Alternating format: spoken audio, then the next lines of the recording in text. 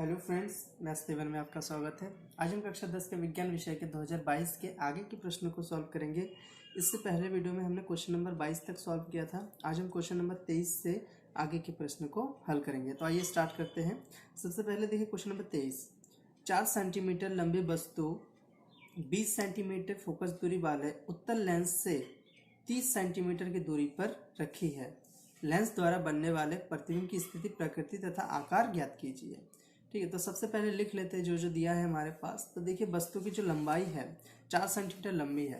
ठीक है, तो 4 सेंटीमीटर वस्तु की लंबाई को एच से दिखाते हैं, तो एच बराबर 4 सेंटीमीटर है। ठीक है, इसके बाद आगे कहा जा रहा है कि 20 सेंटीमीटर फोकस दूरी इसकी क्या हो जाएगी 20 सेंटीमीटर। और इसमें उत्तल लेंस से 30 सेंटीमीटर दूरी पर रखी है। 30 सेंटीमीटर दूर पर रखा है, तो वस्तु की जो दूरी है वो माइनस का 30 सेंटीमीटर हो, क्योंकि हमेशा जो लेंस या दर्पण कहीं से भी वस्तु को रखा जाता है तो दूरी हमेशा माइनस में होती है। ठीक है, इतना याद रखिए। तो u बराबर माइनस में हो जाएगा। इसके बाद हम इसको सॉल्व करेंगे। तो देखिए यहाँ पे जो लेंस का सूत्र होता है वो लगाएंगे। लेंस के सूत्र से यहाँ पे लिखना पड़ेगा एक लाइन, लेंस के सूत्र से। देखिए लेंस का सूत्र होता है 1/f equals to 1/v minus 1/u। ठीक है, तो इसकी वैल्यू रख देते हैं 1/, देखिए f की जगह पे हमें रखना है 20 इक्वल्स टू 1/v, v हमें ज्ञात करना है, माइनस 1/u, u की जगह पे माइनस का 30। ठीक है, अब आगे हल करते हैं इसको। 1/20 हो जाएगा, 1/v माइनस माइनस प्लस 1/30, 1/30 इधर आ जाएगा, तो 1/20 माइनस 1/30 बराबर 1/v हो जाएगा। इसको आगे सॉल्व कर लेते हैं। ठीक है, देखिए इसको सॉल्व करने के लिए यहाँ पे 20 गुणा 30 लिख देते हैं और इसको तिरछी गुणा कर देते हैं। 30 इधर 20 हो जाएगा और इधर 1/v। ठीक है, एलसीएम जैसे ही कर दिया, आप लोगों को आता होगा ये वाला। और इसके बाद सॉल्व कर देते हैं। यहाँ पे देखिए 30 में से 20 किया तो 10 बचेगा। इन दोनों को अगर गुणा कर देते हैं तो 600 आ जाएगा बराबर 1/v। 0 से 0 कट जाएगा, तो 1/60 बराबर 1/v, यानी v बराबर क्या हो जाएगा हमारे पास 60 सेंटीमीटर आ जाएगा। तो देखिए v का मान प्लस में आया है, इससे ये मतलब होता है कि जो प्रतिबिंब बनेगा वस्तु का, ठीक है, वो दर्पण के दूसरी ओर बनेगा। यानी कि दर्पण लेंस है यहाँ पे, जिधर वस्तु रखा हुआ है उधर नहीं बनेगा। अगर जिधर वस्तु रखा है उधर अगर बनता तो v माइनस में आता, लेकिन v प्लस में आया है। ठीक है, जिससे कहने का मतलब ये है, देखिए यहाँ पे ये है, अगर वस्तु यहाँ रखा है तो इसके जो प्रतिबिंब होगा वो इधर बनेगा। ठीक है, ये बनेगा इधर। कितने दूर पे बनेगा, यहाँ से 60 सेंटीमीटर की दूरी पर बनेगा, और वस्तु कहाँ था 30 सेंटीमीटर की दूरी पर रखा हुआ था। ठीक है, अब हमें ये इसकी प्रकृति बतानी है कि ये जो प्रतिबिंब है ये कैसा बन रहा है। ठीक है, तो देखिए इसके जो प्रतिबिंब बनेगा वो वास्तविक बनेगा। ठीक, अब सीधा या उल्टा बनेगा उसके लिए हमें और एक लाइन निकालना पड़ेगा यहाँ पे। ठीक है, तो उससे हमें पता चल जाएगा कि यहाँ पे सीधा या उल्टा बन रहा है। ठीक, अगर जो एच डैश होता है वो अगर प्लस में आएगा तो सीधा बनेगा, माइनस में आएगा तो उल्टा बनेगा, तो उसके लिए भी हमें अलग से निकालना पड़ेगा। ठीक है, तो उसको भी निकाल लेते हैं। तो देखिए हमें आवर्धन का सूत्र पता है, आवर्धन यानी m बराबर v/u equals to h dash upon h। v प्रतिबिंब की दूरी है, ठीक है, और जो u है वस्तु की दूरी है, और h डैश प्रतिबिंब की ऊंचाई है, और h वस्तु की ऊंचाई। तो ये है हमारे पास। तो देखिए इन दोनों को लेकर चलेंगे। ठीक है, तो v हमारे पास एक पता है कि 60 है, अभी आया था, और यहाँ पे u माइनस का 30। ठीक है, h डैश हमें पता नहीं है, और यहाँ पे h जो होगा वो हमारा होगा अभी जो आया था। ठीक है, सॉरी इसमें दिया है h जो है दिया है इसमें 4 सेंटीमीटर। इसको सॉल्व कर लेते हैं तिरछी गुणा करके। 60 गुणा 4 बट्टे माइनस का 30। ठीक है, देखिए इससे कट जाएगा, 3 दूनी 6, यानी h डैश जो h डैश का मान आएगा 4 दूनी 8, माइनस का 8 आ जाएगा। अब देखिए यहाँ पे प्रतिबिंब कैसा बनेगा, प्रतिबिंब बनेगा उल्टा, क्योंकि यहाँ पे h डैश का मान नेगेटिव आया है, और प्रतिबिंब की जो ऊंचाई होगी वो कितनी होगी 8 सेंटीमीटर होगी। ठीक है, तो बस यही चीज़ मैं इसका आंसर स्क्रीन में दे दूंगा, आप लोग देख लीजिए कैसे लिखना है। बाकी मैंने सॉल्यूशन यहाँ पे कर दिया है, आई होप समझ में आ गया होगा। ठीक है, तो ऐसे ही आप लोग कर लीजिएगा। अब इसके बाद आगे बढ़ते हैं नेक्स्ट क्वेश्चन की तरफ। अगला क्वेश्चन है क्वेश्चन नंबर 24। पारितंत्र से आप क्या समझते हैं, इसके मुख्य घटकों का वर्णन कीजिए। तो पारितंत्र के बारे में थोड़ा सा समझ लेते हैं क्या होता है। देखिए, पारितंत्र जो होता है किसी स्थान विशेष में पाए जाने वाले जैविक तथा अजैविक घटकों के पारस्परिक संबंधों को सामूहिक रूप से पारितंत्र कहते हैं। पारितंत्र के दो प्रमुख घटक होते हैं, एक तो सजीव या जैविक घटक कह सकते हैं और दूसरा निर्जीव या अजैविक घटक।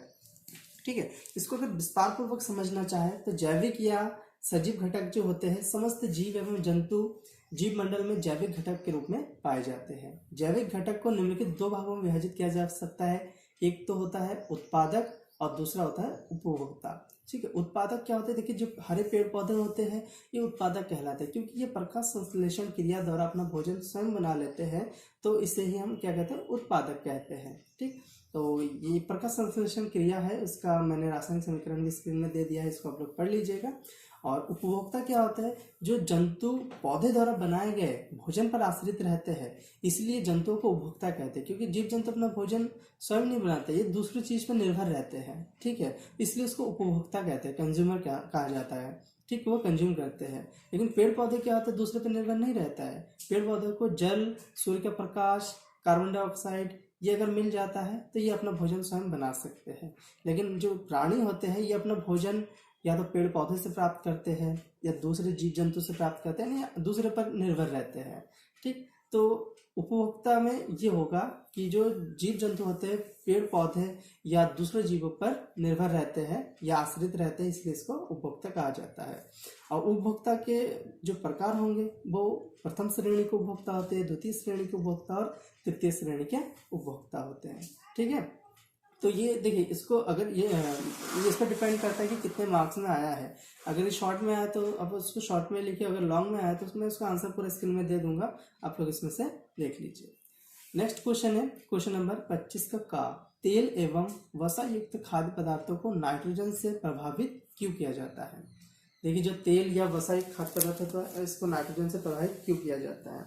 तो हमें पता है कि तेल एवं वसा युक्त जो खाद्य पदार्थ होते हैं लंबे समय तक अगर रखते हैं तो ये पदार्थ वायु के ऑक्सीजन से संयोग करके उपचयित हो जाते हैं और ये विकृत गंधी हो जाते हैं। तो इसी प्रक्रिया को कहते हैं विकृत गंधिता। इसमें क्या होता है, जो वस्तु होते हैं या खाद्य पदार्थ होते हैं इसका गंध तथा स्वाद बदल जाता है। ठीक है, और वो खराब हो जाते हैं। इसलिए इसको पैकिंग करते टाइम क्या किया जाता है कि इसमें नाइट्रोजन गैस भर करके उसको पैकिंग किया जाता है। जैसे कि चिप्स वगैरह आप खाते होंगे तो उसके पैकेट में गैस भरी रहती है, वो गैस होती है नाइट्रोजन गैस। अगर नाइट्रोजन गैस नहीं होगी तो वो खराब हो जाएगा बहुत ही जल्दी, ज़्यादा समय तक नहीं चल पाएगा। ठीक है, तो इसलिए उसमें क्या होता है, नाइट्रोजन गैस भर दिया जाता है ताकि वो लंबे समय तक रह सके और ऑक्सीजन से क्रिया ना कर सके, इसलिए अच्छे से उसको पैकिंग किया जाता है। अगला क्वेश्चन है उदासीनीकरण अभिक्रिया को उदाहरण सहित समझाइए। देखिए, जो अम्ल तथा क्षार अभिक्रिया करते हैं तो लवण तथा जल प्रदान करते हैं और इसी अभिक्रिया को उदासीन अभिक्रिया कहते हैं। ठीक है, इसका जो उदाहरण होगा वो सोडियम हाइड्रोक्साइड को जब हाइड्रोक्लोरिक अम्ल के साथ अभिक्रिया कराते हैं तो हमें NaCl मिलता है और H2O मिलता है। ठीक है, तो इसको आप लोग याद कर लीजिएगा। नेक्स्ट क्वेश्चन है क्वेश्चन नंबर का इसी का अथवा वाला आधुनिक आवास सारणी के प्रथम आवर्त में उपस्थित तत्वों के नाम। प्रथम आवर्त में हाइड्रोजन और हीलियम पाया जाता है और इसका ख नंबर है कार्बन के दो अपर रूपों के नाम लिखिए। मोस्ट इंपॉर्टेंट क्वेश्चन है, कार्बन के दो अपर रूप होते हैं हीरा तथा ग्रेफाइट।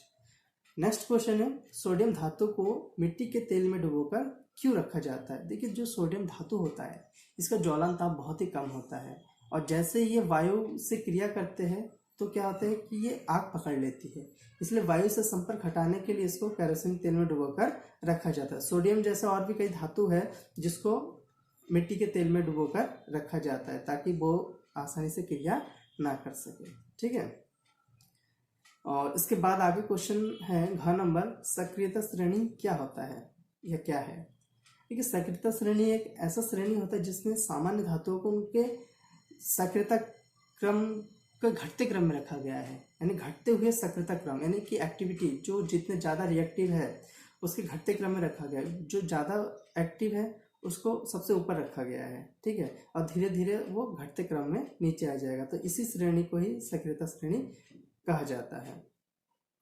नेक्स्ट क्वेश्चन है 26 नंबर का क्या होता है जब, इसमें केवल रासायनिक समीकरण लिखना है। तो सबसे पहला क्वेश्चन है, जिंक की सोडियम हाइड्रोक्साइड से क्रिया कराई जाती है। देखिए, जब जिंक सोडियम हाइड्रोक्साइड से क्रिया करते हैं तो सोडियम जिंकेट और हाइड्रोजन गैस प्रदान करते हैं। ठीक है, इसके बाद नेक्स्ट क्वेश्चन है, सोडियम कार्बोनेट या बेकिंग सोडा को गर्म किया जाता है। देखिए, इसमें जब सोडियम कार्बोनेट या बेकिंग सोडा को गर्म किया जाता है तो हमें ये बताना है कि यहाँ से हमें क्या प्राप्त होता है। सोडियम हाइड्रोजन कार्बोनेट को जब गर्म करते हैं तो सोडियम कार्बोनेट मिलता है, कार्बन डाइऑक्साइड और जल प्राप्त होता है। ठीक है, इसका आंसर मैं स्क्रीन में दे दूंगा, आप लोग यहाँ से देख लीजिएगा। इसके बाद हम नेक्स्ट क्वेश्चन की तरफ चलते हैं और देखते हैं नेक्स्ट क्वेश्चन क्या है इसमें। नेक्स्ट क्वेश्चन इसमें रेडॉक्स अभिक्रिया से आप क्या समझते हैं, एक उदाहरण देकर समझाइए। तो इसमें देखते हैं रेडॉक्स अभिक्रिया।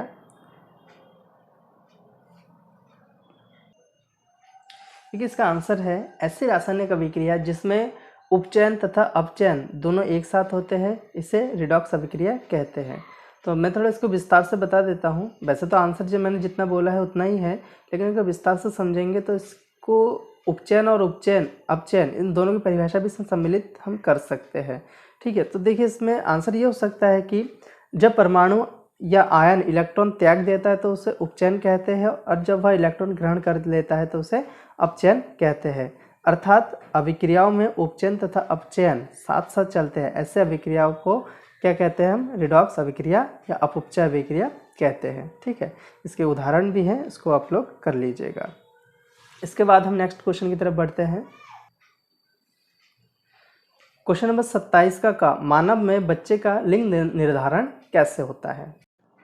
तो इसका आंसर है, स्त्री में लिंग गुणसूत्र XX और पुरुष में XY लिंग गुणसूत्र होते हैं।